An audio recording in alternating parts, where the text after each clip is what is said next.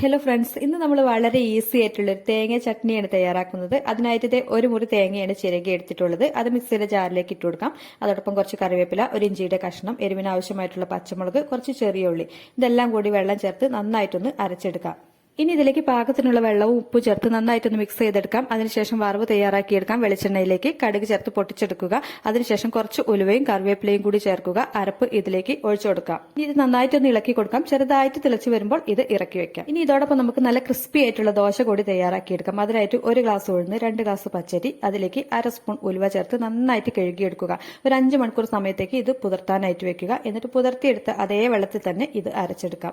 അരയ്ക്കുമ്പോൾ അതിലേക്ക് 1/2 കപ്പ് ചോറ് കൂടി ചേർത്ത് കൊടുക്കാം. അരച്ചെടുത്ത മാവ് കൈകൊണ്ടോ തവി വെച്ചോ ഇതുപോലെ ഒന്ന് മിക്സ് ചെയ്തെടുക്കാം. എന്നിട്ട് കുറഞ്ഞത് 8 മണിക്കൂർ സമയത്തേക്കെങ്കിലും മാവ് റെസ്റ്റ് ചെയ്യാനായിട്ട് വെക്കാം. അതിനുശേഷം നമുക്ക് ക്രിസ്പി ആയിട്ടുള്ള ദോശ തയ്യാറാക്കി എടുക്കാവുന്നതാണ്. എല്ലാവരും ഒന്ന് ട്രൈ ചെയ്ത് നോക്കുക. വീഡിയോ ഇഷ്ടമായാൽ ലൈക്ക് ചെയ്യുക, സപ്പോർട്ട് ചെയ്യുക. Thanks for watching.